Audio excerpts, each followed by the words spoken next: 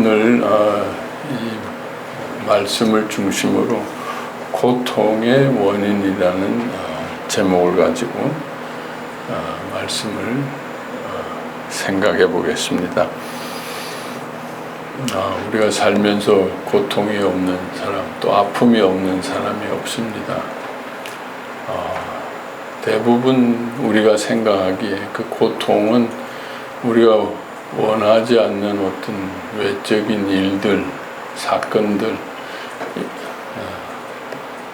이렇게 되었으면 하는 어떤 일들이 잘 되지 않을 때, 또 그 누군가에 의해서 그런 일들이 방해를 받을 때 그러한 고통이 있는 것으로 우리는 생각합니다. 그건 사실입니다. 이런 외적인 요인, 원인이 없는 고통은 없습니다. 그런데 성경은 이 고통의 원인을 그런 외적인 데 두지 않고 내적인 죄 때문이라고 얘기하고 있습니다. 죄와 고통은 동전의 양면과 같기 때문에 모든 고통은 죄로부터 온 것이다 라고 이제 성경은 창세기에서부터 계속 말씀을 하고 있습니다. 자, 그렇다면은 우리 하나님께서는 이 죄의 문제를 해결해 주십니다. 구약에서는 성막을 통해서 이 죄의 문제를 해결해 주셨고, 또 신약에서는 예수님의 십자가 복음을 통해서 죄의 문제를 해결해 주셨습니다. 자, 그렇게 되면 이제 죄의 문제가 해결이 되었기 때문에 고통의 문제도 해결이 되어야 합니다. 그렇죠? 그런데 고통은 우리에게 계속 오고 있습니다. 계속 있습니다. 우리가 거기에 대해서 오늘 그러한 고통의 원인이 뭔가, 예수님께서 하나님께서 말씀하신 죄의 원인으로서의 고통은 분명히 제거되었는데도 왜 고통은 계속되고 있는가? 그러한 고통의 원인은 무엇인가? 그것을 오늘 말씀에서 한번 생각해 보자고 합니다. 이번 주 말씀은 좀 이렇게 힘듭니다. 그래서 보니까 다들 큐티들을 많이 올리지 않으셨더라고요. 굉장히 뭐 좋은 말씀이 있어야 큐티를 올리는데 계속 저주와 독사의 자식이고 죽을 거라 그러고 그냥 아주 힘들고 부담스러운 말씀이 돼서 그냥 읽기도 힘든데 그걸 묵상까지 해가지고 올리기가 상당히 힘듭니다. 그래서 이번 일주일 말씀이 사실 굉장히 힘든 말씀인 것은 사실입니다.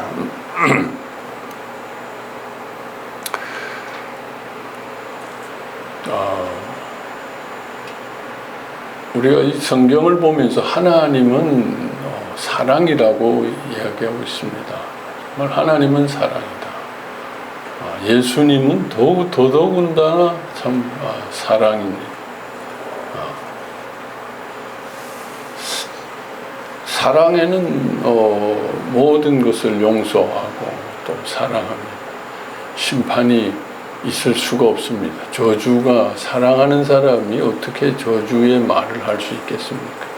용서하고 어떤 일이 있어도 위로하고 격려하고 사랑한다라고 얘기하는데, 우리 성경에 있어서 좀 참 힘든 부분, 모순이랄까, 사랑의 하나님, 이 굉장히 무서운 하나님으로, 진노의 하나님으로, 심판의 하나님, 어떤 때는 정말 인정사정 없이 몰아붙이시고 진노하시고 심판하시는 것을 보게 됩니다.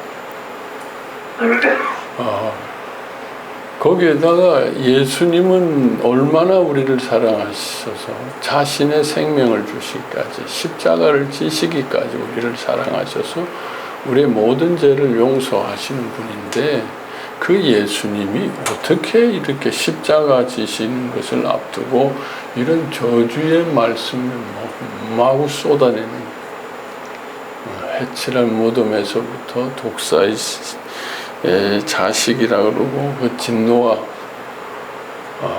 예수님도 십자가 때문에 너무 스트레스를 많이 받으셨나, 너무 힘드셨나 보다. 그래서 예수님도 너무 힘들다 보니까 그 자기를 괴롭히는 바리새인들한테 그냥 한번 그냥 에이씨 하고 쏟아 부으신 건가. 그 스트레스 차원에서 예수님도 그럴 수 있죠. 너무 화가 쌓이니까, 너무 힘드니까 그러신 건가. 하나님도 인간들이 하도 말을 안 들으니까 그냥 화가 나서 한번 그냥 참다 한 번씩 그렇게 하시는 건가. 우리는 그래서 하나님에 대해서 하나님에 대한 우리의 개념이랄까, 태도, 마음이 이렇게 혼돈될 때가 많습니다. 사랑의 하나님이다, 용서의 하나님이다, 우리 다 알죠. 아는데도 성경에 보면 너무도 무서운 하나님이 있기 때문에 우리가 긴장을 풀 수가 없습니다. 사랑의 하나님에 대해서 이렇게 다 받아들이기가 어려워요. 사람이 9번을 잘하다가도 한 번 그 화를 내고 한 번 뒤집으면은 그 9번 잘한 거는 기억이 안 납니다. 한 번 뒤엎은 그게 아주 각인이 되고 트라우마 돼가지고 그 다음부터는 아무리 잘해줘도 또 언젠가 터질지 모르는 것 때문에 늘 조심하고 불신하고 또 저러다가 야 사랑한다 그러다가 언제 또 뭘 어떻게 돼가지고 또 다 엎어버리고 진노하고 그럴지도 모르는 그런 경우들이 있기 때문에 또 우리 부모님들로부터 부모님들이 그래도 참 사랑으로 한다고 했지만 부모님 자신들도 스트레스가 많고 그 속에 화가 있다 보니까 자식한테 무섭게 또 매몰차게 화를 내신 적이 있죠. 어떻게 그러지 않을 수가 있겠습니까? 그러다 보면은 부모에 대한 좋은 기억은 거의 없어지고 부모가 화를 내고 나를 쫓아내고 나한테 매를 들었던 그 기억만으로 부모의 이미지가 이렇게 각색이 되어서 와 우리 부모는 무서웠다. 좋은 기억은 싹 없어져 버리고 무서운 기억만 남게 된다. 그런 우리 트라우마가 있는 데다가 하나님은 그래도 사랑이라고 예수님은 모든 죄를 다 용서하셨다라고 이야기를 해서 우리가 받아들이려고 하는 판에 또 무슨 일이 생기면은 아이고 하나님이 벌 내리신 건가 보다. 하나님이 용서하신 게 아닌가 보다. 또 그러다가 오늘 이번처럼 큐티나 무서운 심판에 대한 이사야서나 예레미야서 이런 걸 보면은 재난에 대한 걸 보면은 하나님이 무섭고 그렇다는 거죠. 하나님께서는 또 예수님께서는 이것을 잘 아시죠. 우리 인간의 이런 연약함을 아시기 때문에 가능한 한 그런 하나님의 또 예수님의 성품에서 그런 말을 어떻게 저주의 말을 쉽게 하실 수 있겠습니까? 그럼에도 불구하고 예수님께서 오늘 아주 작심을 하고 저주의 말씀을 그동안 상상할 수 없는 그 사랑의 부드러운 예수님께서 상상할 수 없을 만큼의 이런 저주의 말씀을 계속 하셨다는 거죠. 자, 그래서 우리는 여기에 대해서 왜 하나님께서는 이런 모순된 이중적인 모습, 또 예수님도 왜 이런 이중적인 모습, 우리가 오해할 줄 알면서, 안 그래도 우리가 그런 트라우마가 많은 우리 인간들인 줄 알면서 또 하나님께서는 왜 그렇게 이런 두 가지 모습 끝까지 좀 참으시지. 그 돌아온 탕자는 끝까지 참으셨는데 어떤 경우는 왜 이렇게 참지 못하시고 막 저주와 독설을 퍼부으시고 심판을 내리시는 건가? 그 이유가 뭔가?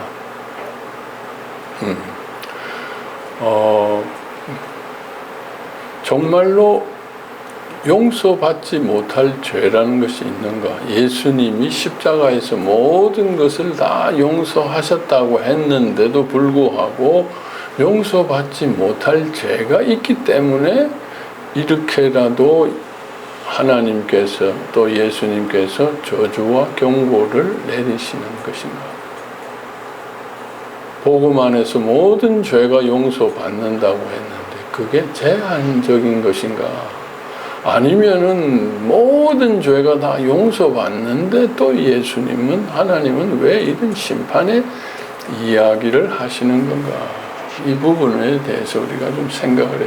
이 부분이 해결이 되지 않으면은 죄로부터 오는 고통이 해결이 되지 않기 때문에 이 문제를 우리가 전에도 여러 번 다루었습니다만 한 번 더 고통의 원인이라는 차원에서 한번 생각을 해봤으면 합니다. 예수님께서는 특별히 십자가를 앞두고 이렇게 심한 말씀을 하신 것은 저는 두 가지 이유가 있다고 생각합니다. 첫째는 그 당시로는 유대인들이 보기에 바리새인들과 서기관들의 의는 1등입니다. 그들을 따라갈 수가 없어요. 누가 봐도 의로운 자들입니다. 의로 볼 때는 그들을 따라갈 수가 없습니다. 그런데 예수님께서는 그들 의로 봤을 때 1등인 그들에게 이런 심한 저주, 회칠할 무덤이라고 가증하고 이중적이고 위선적인 것이라고 다 허물어뜨리고 그들을 저주하였습니다. 그 이유는 무엇이겠습니까? 저들이 그 정도면은 다른 사람은 말할 것도 없는 거죠. 사실은 말할 것도 없어요. 그들이 이중적이든 아니든 소위 말해서 그 당시에 최고의 1등에 의롭다는 사람이 이 정도면은 이 땅에 있는 의인이라는 건 잊을 수 없죠. 하물며 너희들에게. 그러니까 구원받을 수 없는, 바리새인들은 구원받을 것처럼 저렇게 의롭다고 하는데 저들도 저 정도 수준이면 너희들은 구원받을 수 없다. 그래서 예수님께서는 십자가를 지시기 전에 내가 왜 십자가를 져야 하는지 제자들이 이해할 수가 없었습니다. 바리새인 서기관들도 그 누구도 이해하지 못했습니다. 다 나름대로 자기들이 이렇게 하면 구원을 받을 수 있을 것이다. 구약에 있는 그런 성전에서의 그 약속, 재물에 대한 약속을 가지고 구원에 대해서 열심히 살았는데 그 모든 것들이 거짓이다. 회칠할 무덤이다. 자기를 속이고 기만하는 것이다. 하나님은 속지 않으신다라고 얘기함으로써 누구도 이것으로 구원받을 수 없다. 구원받는 길은 오직 예수님이 십자가에서 대신 죽으시는 이 사건, 대속의 사건 외에는 그 누구도 구원받을 수 없다라는 것을 강조하기 위해서 특별히 그들에게 말씀하실 수 있습니다. 이거 굉장히 중요한 부분이죠.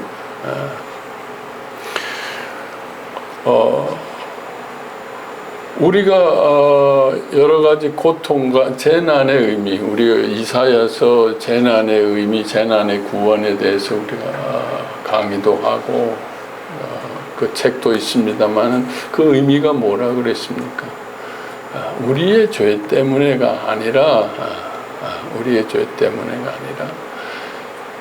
이미 십자가를 통해서 모든 죄를 용서해 주셨는데 내가 죄인이라고 고백하고 주님의 은혜와 용서 가운데 나아가야 되는데 나아가지 않기 때문에 내가 누구라는 것을 깨닫게 하기 위해서 내가 십자가에 가지 않으면 안 될 만큼 내가 얼마나 아프고 죄인이고 버림받은 자라는 것을 깨닫게 하기 위해서 물론 본질적으로 우리는 죄인이고 아픈 자죠. 거기에 비하면 예수님은 극심한 고통을 받지만 거기에 비하면 예수님에 대한 정도로 비하면 우리의 재난은 너무도 가볍습니다. 예수님의 십자가를 조금이라도 공감할 수 있는 정도의 고통. 야, 내가 이 정도 아팠으면 예수님은 얼마나 힘드셨을까? 내가 이 정도 버림받아가지고 힘들었는데 예수님은 그 모든 사람들에게 버림받아서 내가 이 정도 두려웠는데 예수님은 얼마나 두려우셨을까? 내가 이 정도 가슴이 찢어지고 아팠는데 예수님은 얼마나 가슴이 찢어지고 아팠을까? 내가 이 정도로 불안하고 잠을 자지 못했는데 얼마나 아팠을까? 내가 이 정도로 육신의 고통이 아파서 잠을 잘 수가 없고 어떤 진통제 가지고도 힘들었는데 예수님이 십자가에서 육신의 고통이 얼마나 컸을까? 그런데도 나를 대신하기 위해서 끝까지 견디시고 자신을 희생시킨 그 예수님의 사랑과 십자가를 기억하고 내가 누군 것을 기억하기 위해서 예수님께서는 우리에게 이러한 재난을 또 이러한 경고를 이러한 우리에게 심판과 저주 책망을 하실 수가 있습니다. 하실 수 있습니다. 아마 대부분의 경우가 그럴 거예요. 우리가 망각하고 살 때, 우리가 십자가에 형식적으로만 가고 있을 때, 겉으로 십자가에 간다고 하면서 속으로는 십자가에 가지 않고 말로만 매일매일 십자가 가고 싶다. 하나님께서는 우리에게 이런 경고를 분명히 주실 수 있습니다. 이런 저주를 우리에게 퍼부으실 수 있습니다. 정신 차리라고. 네가 누구이고 살 길이 무엇이라는 것을 바로 보고 깨닫게 하기 위해서 예수님께서는 우리에게 이러한 심한 말씀을, 심한 저주를 우리에게 퍼부으셨습니다. 그만큼 사랑하기 때문에 정신 차리라고. 살 길이 이것밖에 없다라는 것을 깨닫기 위해서 우리에게 주실 수 있습니다. 자, 이것이 대부분 예수님께서 우리에게 하시는 그러한 뜻인데 그러한 뜻만 있는 것은 아닙니다. 또 다른 뜻이 있습니다. 바리새인들에게 이렇게 저주를 하신 것은 그들은 용서받을 수 없다라는 것, 그들은 용서받을 수 없다라는 것에 대해서 말씀하기 위해서입니다. 그들은 용서받을. 자, 그렇게 되면 이제 모순이 생깁니다. 예수님의 십자가는 모든 죄, 이 만물과 우주에 있는 모든 것을 용서하셨습니다. 모든 피조물을 다 용서하셨습니다. 내가 예수를 알든 예수를 믿든 안 믿든 구약에서는 이방인들은 구원이 없죠. 하나님의 구원을 모르니까. 그러나 신약에서는 이방인과 선민과의 그 구분이 없습니다. 내가 예수를 알든 믿든 아니든 기독교인이든 아니든 모든 우주 만물이 예수님을 통해서 용서받았습니다. 의로워졌습니다. 모든 것이 의로워졌다고 했습니다. 모든 피조물이 다 의로워졌다고 했습니다. 모든 피조물이 예수님을 다 압니까? 뭐 식물들이 예수님을 알아요? 뭐 자연들이 예수님을 알아요? 그러나 모든 피조물이 예수님의 십자가의 복음을 통해서 의로워지고 용서받았다고 했습니다.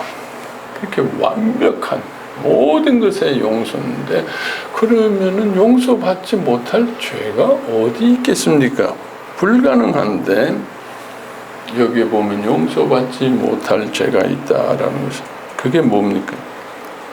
너희들이 의인의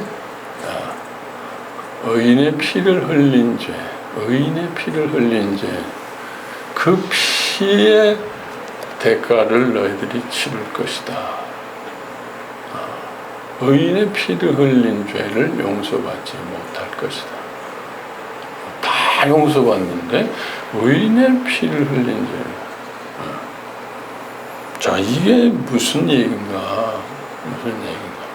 우리가 이것을 조금 새겨서 들어볼 필요가 있습니다.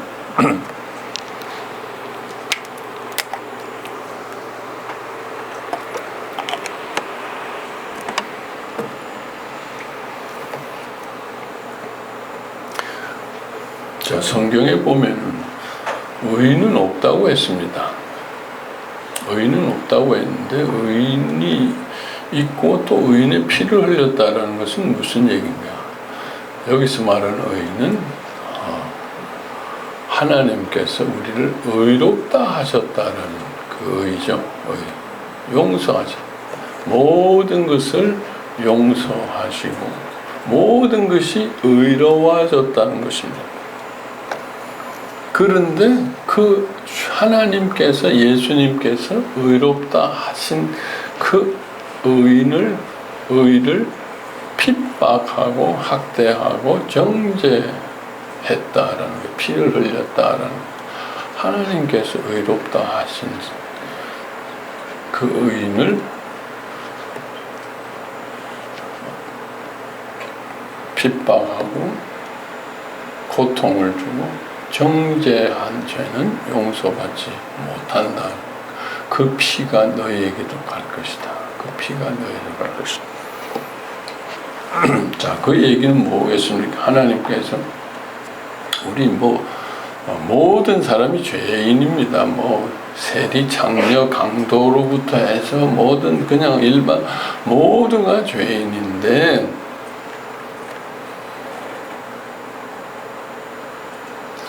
다 주님이 만물을 다 의롭다고 하셨는데, 우리가 판단하고 정죄하고 핍박하고 그들의 피를 흘린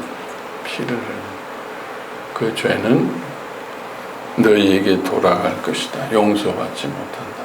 자, 용서받지 못한다라는 것은 뭐예요? 고통의 원인이 된다라는 거예요. 모든 죄는 용서받았는데, 내가 지금 고통이 있다 그러면은 그것은 왜 그렇겠습니까? 왜 그렇겠죠? 용서받지 못했기 때문에 고통이 있는 거예요. 죄가 있기 때문에 고통이 있는 거예요. 근데 하나님은 모든 것을 다 용서하셨다 그랬는데, 내가 용서하지 않은 죄, 용서하지 않는. 자, 이것이 인간의 고통의 원인이다. 자, 결국 우리가 살면서 하나님은 모든 것을 용서하셨습니다. 이런 사람, 저런 사람, 세리와 장녀, 어떻게 저런 사람이 있을까? 어떻게 저런 이상한 사람이 있을까? 주님이 다 대신하시고 용서하셨습니다. 그런데 내가 그런 사람을 정죄하고 핍박하고 피를 흘린다면, 미워하고 용서하지 못하고 있다면, 그럼 왜 그렇다고 그랬죠? 그 사람을 용서하지 못하는 게 내가 내 속에 있는 그러한 세리와 창녀와 그 모습을 용서하지 못하고 있기 때문에, 내가 나를 용서하지 못하는 그 거울로 나오는 것이죠. 그 사람을 용서 못하는 것이 아니라 내가 나를 용서하지 못한다. 자, 주님께서 모든 것을 다 용서하셨는데 내가 나를 용서하지 못한다면 그 용서는 나에게 임할 수가 없습니다. 자, 그래서 예수님의 십자가 사건 이후에 죄는 그대로 있는데 죄의 성격이 바뀝니다. 예수님의 십자가 전에는 율법을 어긴 것이 죄입니다. 그러나 예수님의 십자가 이후에는 율법을 어긴 죄는 모든 것이 용서를 받습니다. 용서를 그 죄는 없는데 주님의 용서를 받아들이지 않은 죄, 내가 나를 용서하지 않은 죄는 있다라는 거죠. 그 죄, 그렇죠. 유일하게 모든 것을 용서하셨는데 용서를 받아들이지 않고 내가 나를 용서하지 않는다면 그 죄는 그대로 있는 가장 무서운 죄죠. 주님이 의롭다, 나를 의롭다 하셨고 그 사람을, 그 이웃을 의롭다 하셨는데 내가 그들을 핍박하고 내가 나를 핍박하고 내가 나를 정죄하고 있다면 용서받지 못한다. 그것이 바로 고통의 원인이다. 왜 고통이 오는가? 왜 어려운 일이 오는가? 왜 어려운 일이 오는가? 바깥에 여러 가지 어려운 원인이 있지만 가장 핵심의 원인은 뭔가? 내가 나를 용서하지 못하고 내가 나를 정죄하고 내가 나를 판단하고 내가 나를 버리고 있기 때문에 거기에서 하나하나씩 바깥의 문제가 꼬이고 관계의 문제가 꼬이면서 고통이 시작되어진다. 자, 그러면 바깥의 문제를 물론 해결할 수 있는 건 해결해야 되겠지만 본질적인 해결하려면 나를 용서하기 시작해야 됩니다. 나를 용서하기 시작해야 됩니다. 나를 사랑하기 시작해야 됩니다. 내가 용서되어지고 사랑하기 시작하면 바깥의 문제들이 하나하나씩 풀리기 시작한 그 고통이 조금씩 사라지기 시작한다는 겁니다. 자, 그래서 우리가 이 고통의 문제를 해결하기 위해서는 의인의 피 흘린 것을 우리는 의인의 피가 나를 고통하게 나를 저주 가운데 의인의 피를 나에게 돌리신다고 했습니다. 주님이 의롭다 한 것을 내가 정죄한 것을 나는 용서받아야 됩니다. 내가 나를 용서해야 됩니다. 죽기 아니면 살기로 용서, 그냥 대충 살 만큼이 아니라 우리는 계속해서 나를 용서하고 사랑을 해야 합니다. 그것이 복음입니다. 용서. 그런데 내 주위에 내가 용서하지 못하고 사랑하지 못하는 사람이 있다면 그것은 바로 또 나를 용서하지 못하고 사랑하지 못함으로 있는 일이기 때문에 내가 나를 용서하고 사랑함으로 내 이웃을 용서하고 사랑하게 된다. 사랑해야 된다. 이것이 주님의 일이고 우리의 고통을 제거하는 일이고 주님의 우리가 참 복을 달라고 합니다. 주님 우리 복 주세요. 복 주세요. 복 주시는 길은 이미 우리에게 주셨습니다.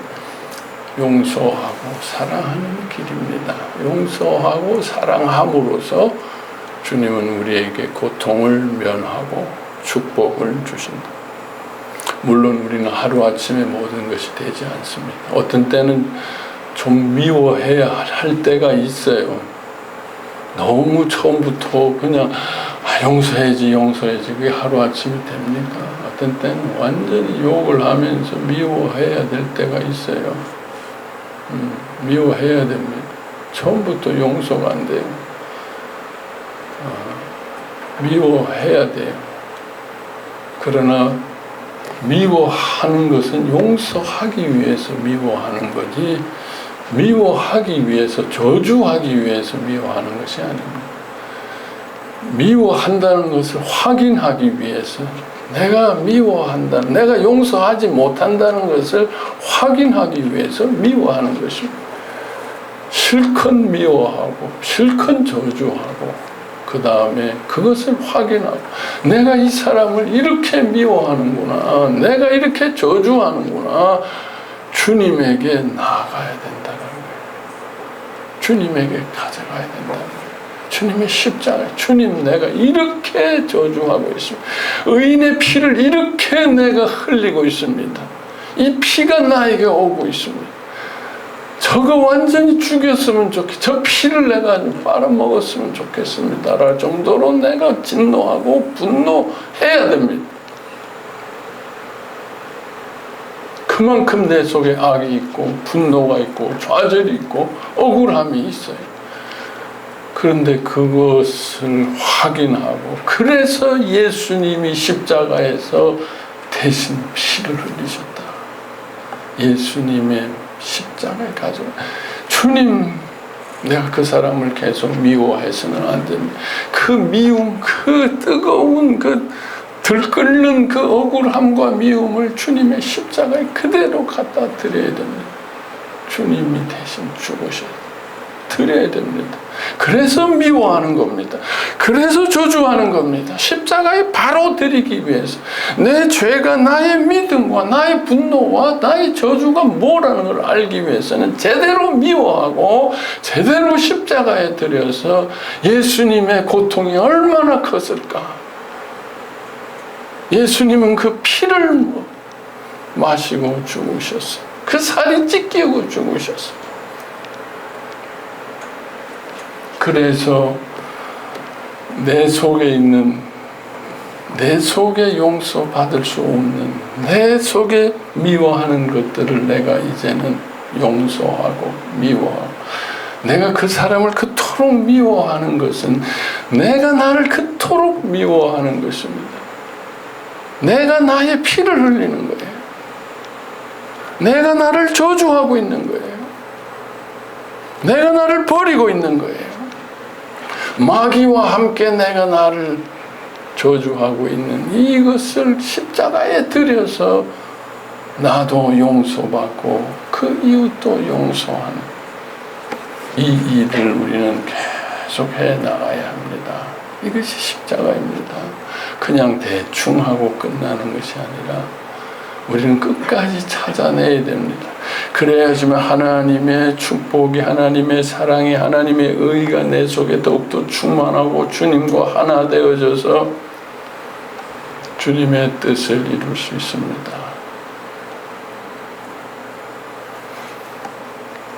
의인의 피를 흘린 모든 죄를 우리는 고백하면서 내 속에 나를 얼마나 핍박하고 저주하고 내 속에 나를 얼마나 학대하였는가, 그 피로 인해서 내가 고통을 당하고 있습니다. 그 피를 이제 예수님의 십자가에 드려야 됩니다. 예수님의 십자가에 드려서 예수님이 대신 감당하시고 내 속에는 다시 피 흘리지 않고 의와 사랑으로 회복되고 내 이웃이 의와 사랑으로 회복돼서 하나님의 나라를 이룰 수 있는, 이것이 우리가 해야 될 앞으로의 일이라고 생각합니다. 우리 다 같이 한번 침묵 기도 5분 동안 하시겠습니다.